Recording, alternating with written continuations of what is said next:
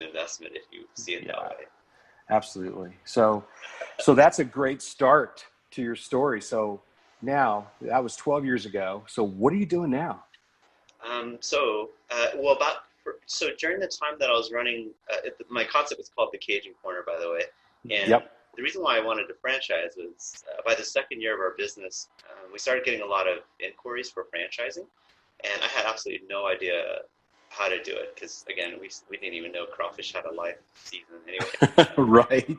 But so I did a lot of research into franchising and companies that help franchise and stuff like that, and I stumbled across a company that was based in DC, but they also had a local branch where I was in Newport Beach. Have you heard of Fransmart? I sure have. Absolutely. Okay, so yeah, I approached Fransmart. I ended up meeting up with them to see if my concept was franchisable. You're talking about Dan Rowe, right? Yeah. Yeah. I loved it. Dan and I. Yeah, no, he and I have traded emails and we have talked on the phone before. He's a great guy. He needs to be on the podcast too. Absolutely. But yeah, I met up with his dad actually, who's the VP of development here in California at the office, and I realized that my concept wasn't franchisable yet. There's a lot of missing pieces. I still needed to show proof of concept and replicatability and a lot of things that were missing. But during my interaction with them, I loved like the idea of Fransmart so much, and I wanted to learn the business, and I felt like I just had such a great conversation with Al and Kathy, who was also the manager of the office, and after talking for quite a while, after they asked if I was running the store actively or passively, and I said, well, actively, but I have a really good team in place that had run the store so that I'm out of their way so they can do their thing. And so during that time, they actually said, well, we're growing and we're looking for people to help us grow by developing our brands, our portfolio of restaurant brands. And I said, absolutely. So I ended up joining their ranks and worked for Dan for 10 years. That's amazing. Yeah, and it's funny, before I jumped on, Dan actually approached Steve at Chipotle many years ago when it was just that one store. I don't know if you know this, but he approached Steve and Steve said to go away. That sounds about right. No, I didn't know that story, but that sounds exactly like something Steve would say. Yeah, so Dan did see a gap in the Mexican food, Fresh Mex marketplace, and right. that was going to be a big thing. So he approached Steve, and Steve just said to go away. He wasn't interested, and he had a lot of internal stuff to still work on and develop. But Dan still knew that this was happening, and he needed to grow something. And so he went across the street to Ziteca Grill, which yes. Dan was instrumental in changing their name to Qdoba. Qdoba, right, of course. And Dan grew that brand all the way to a certain amount, but Jack in the Box ended up buying it from him. Right. But yeah, he grew that as well before my time. That's amazing. Well, Steve, at that time, like the plan was, like Steve was just going to open one or two.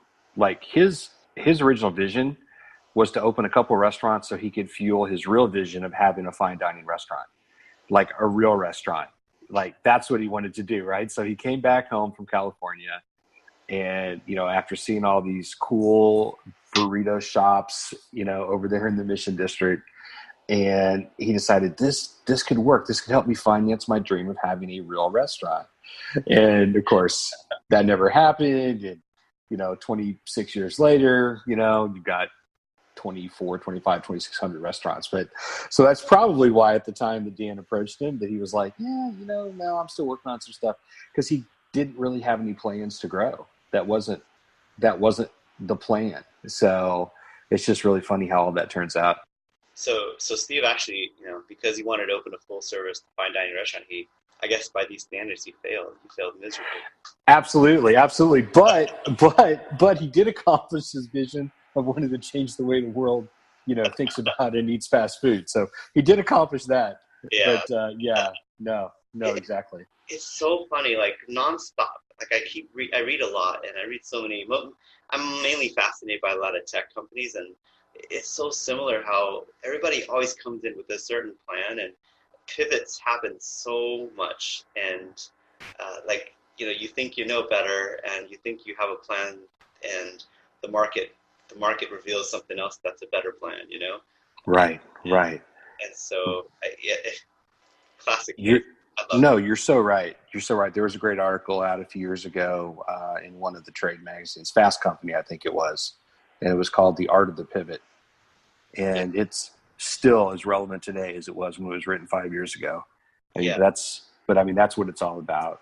Absolutely, absolutely. And So, it takes the pressure off of having to feel like you have all your things in place, right? Like, you need to have a set plan with 1,000 things done perfectly. yep, I think you just need a few core things, like you said, like you and I chatted off the podcast. Like, you just need to take really good care of your people. You need to focus on quality and a couple of maybe some key KPIs. But other than that, like, let the market decide. Let the market evolve this into something that's bigger and better than you had ever imagined. absolutely. While still being willing to pivot when you need to, and you learned that early on, right? I mean, when you had to pivot, when you didn't have your core menu item, right? That was a huge pivot. So that really worked out well for you. Oh, well, So, thank you. I can't take full credit, as you know, so I'll leave it to you first. no, yeah, absolutely. Yeah. It takes all of us, right? So for sure, for sure. Okay. So you did that with Dan for about 10 years, and then that evolved into what? Yeah, I had a wonderful time working for Dan, and we grew. I was in the middle. They just finished growing Five Guys burgers. We also worked with a couple of really cool brands like Freshie, which ended up becoming a public company in the Toronto Stock Exchange. Right. Had so many cool experiences, but I've always been entrepreneurial at heart, and even though working for Fransmart kind of made me feel like an entrepreneur, where I get to work with new brands, like fresh, new, exciting project to grow. It wasn't the same as like real, legitimate like business ownership. And so after 10 years, I knew I just had to jump ship again, because it's just not in my DNA to be in a corporate setting. And so it was right about the time that the Halal Guys decided to choose us to help them with their franchising efforts. And I've loved that brand even before I ever knew that they would ever consider franchising. Every time I go to New York, I Yep. don't hear too much about Statue of Liberty or the Brooklyn Bridge or any of that. I'd actually just line up at their food cart as their first thing. People come to California, and the first thing they do is to line up at In-N-Out Burger. In-N-Out. Yep. Yeah. So that was me. I'm that guy. When they decided to ask us to help them franchise, I was, I worked with Dan in helping them turn their 5 little food carts in New York City into an actual brick and mortar chain, a brand, something that could scale, and use all my experience there. And it was right. I guess it was just the timing, me being in the business long enough, and the fact that I love this brand so much, like personally. And I also realized that, there's nobody in the marketplace doing Middle Eastern Mediterranean food in a very large or a leadership type scale. And so I ended up, asking Dan, I'm like, hey, I love this brand. I don't want to just consult for it. I want to be a part of it, like as a franchisee. And so Dan just said, I think you'd be great. And he was supportive about my move out of Fransmart, even though I was one of his main guys in developing his company's brands. But Right. I built a team of 5 guys, and we raised a little bit of money. We also put in our own funds. We flew out to New York, put together our business plan, shared our steps for success, and the owners, since they knew me, they felt comfortable about giving me one of their prime markets, which is Southern California, and we ended up buying the rights. And 5 years ago, since then, we've opened. Right now, we're at 11 stores, and we're about to open our 12th and 13th in the next couple of months. So, Wow. Congratulations, Paul. That's huge. That's amazing. That's amazing. And it's home for you, right? And it's home. So it is. It's familiar. It's exciting. It's where I need to be, and it just hit it on so many different levels. So, yeah, so I left Fransmart 2 years ago after we built 3 stores, I just decided again, it's that fork in the road again, where I'm like, I can't do both and compromise the quality of both projects, working for Dan and also doing Halal Guys. So I ended up just thinking, and I'm so grateful for Dan because he continues to let me consult with Fransmart on a part-time basis, like on a non-committed basis. But so I still have a great relationship with them. But yeah, I was able to just give Halal Guys a little more attention, and I think it's a great decision. That's amazing. That's amazing. So as you think about your journey and you think about where you are today, what are some of the hurdles that you've had to overcome, along the way? Because you've had a lot of success, but we all experience those hurdles that we have to overcome. So what did that look like for you? And what were some of those hurdles that you may have had to face and overcome? Yeah. I think most hurdles are self-imposed. I think there's a lot of hurdles that I feel like I create for myself, my own barriers and my own demise. And but a couple of those hurdles include a lot of it's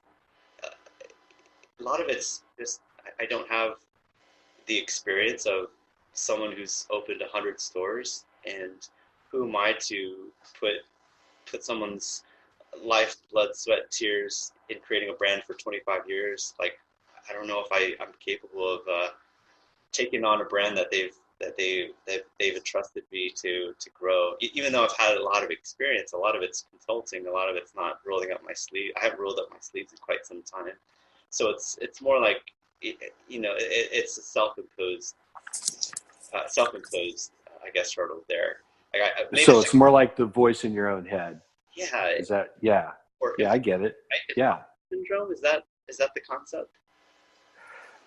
Of what? I don't know. They call it imposter syndrome, I think. Yeah, exactly. Imposter syndrome. Absolutely. We all face that. No, that is the concept. And I think that's true. Like, even in my decade with Chipotle, right? We accomplished a lot during my 10 years there. There were a lot of people there a lot longer than I was, right, that accomplished even more. But the reality is, at some point, you begin to, think, or at least in my case, like when my time into with Chipotle, like, okay, this has run its course, right? This has been an amazing experience. I had more opportunity than I ever thought I would ever have in my life. It was such a great organization, and I just loved the mission and the vision. But will this translate outside of Chipotle, right? Can this work in another concept, right? And so, as you begin to take on other opportunities, I think that's a really natural feeling to go, well, maybe I'm not as successful as I thought I was, or maybe this isn't going to work the way I thought it did. You know what I mean? So no, I think that's a real thing. Yeah, for sure. Yeah. Okay. Thank you. Yeah. I think some other obstacles just included. I think it kind of goes hand in hand with imposter syndrome as well. Like well, no, not necessarily. I think I learned more and more over the years that I'm not as strong as an operator as I am more of like a strategic, a more strategic type person. And so that's actually the reason why, number one, I knew I couldn't do this on my own, especially if we were going to take down such a huge territory. And sure. So I put pride to the side, and I took greed to the side too, because it's like one of those things where would I rather own 100% of like 1 or 2 stores that I can do on my own, or do I just share the wealth, bring in people that know what they're doing and can grow with me, and we can own a smaller part of a bunch of stores, and the economy gets improved for everybody. And so right. I ended up building that team of 5 people that had each complementary skills and backgrounds, and all of them were entrepreneurial. All of them loved the Halal Guys, but they all had different specialties, and they pretty much complemented my own. And so one of my obstacles was, I don't know marketing very well. I don't know finance pretty well, and so how do I fill in these gaps? And so I just reached out to my network, and one of my partner Thomas, who owns a marketing company, he pretty much helped me fill in the rest of the partnership roles because he was pretty well networked being a marketing guy. And it's been 5 years. I love